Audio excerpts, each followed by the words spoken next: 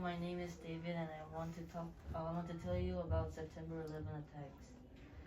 Today, I'm going to talk about the hijacked flights and attacks, Mission Neptune Spear, global effects on airline policies, and 911 memorials today. And lastly, quiz. First is the timeline. On 2001, September 11, 4 planes were hijacked and crashed in the U.S. And on that day at 8:30 p.m., President George Bush gave the 911 speech, which was about there will be no distinction between the terrorists and the terrorist supporters.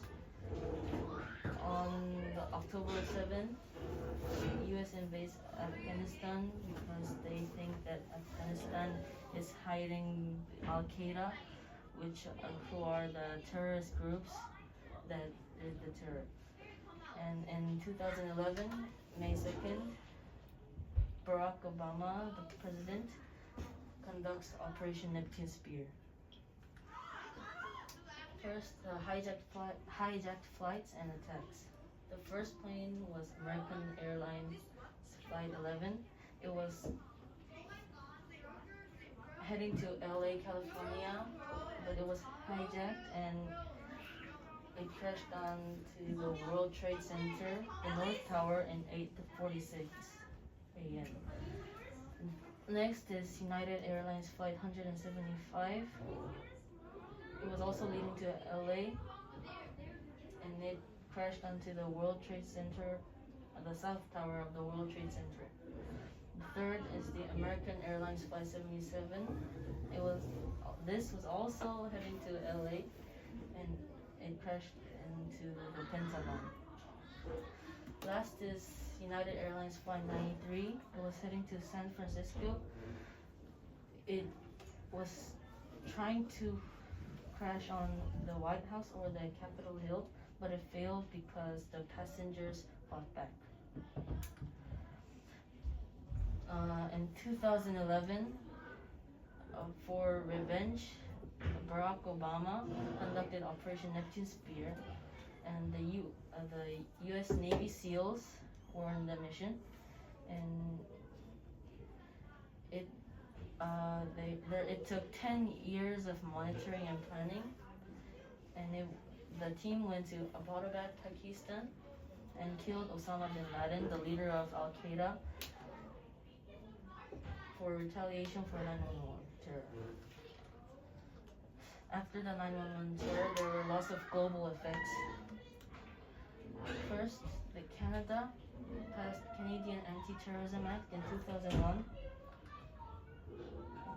The UK, the Anti-Terrorism Crime Security Act in 2001, the Prevention of Terrorism Act in 2005. Also, New Zealand passed Terrorism Suppression Act in 2002.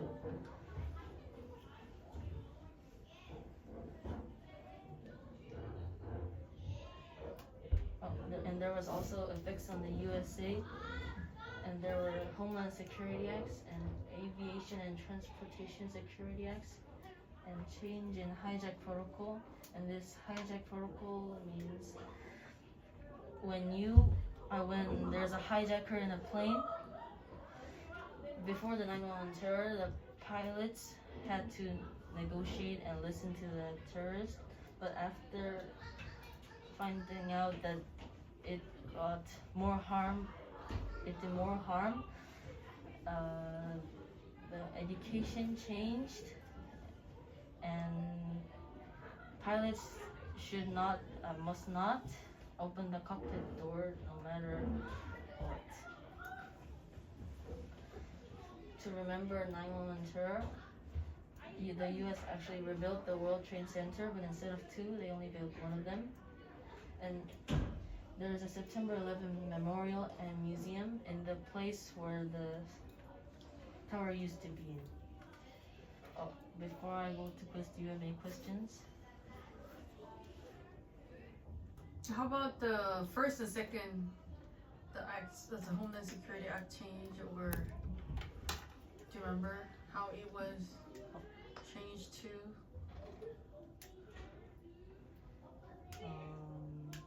You don't know the contents? Yeah. Okay. Move on. How have airplane pilots changed their policy in dealing with hijackers? Before the 911, they had to negotiate with the terrorists, but after they shouldn't Don't open. open the door no matter what happens. Yeah. The policy before 911 was to negotiate with terrorists to prevent passengers from getting harmed. However, after the attack, pilots are not allowed to negotiate with terrorists and will never open the cockpit door. This is the end of my presentation. Thank you for listening.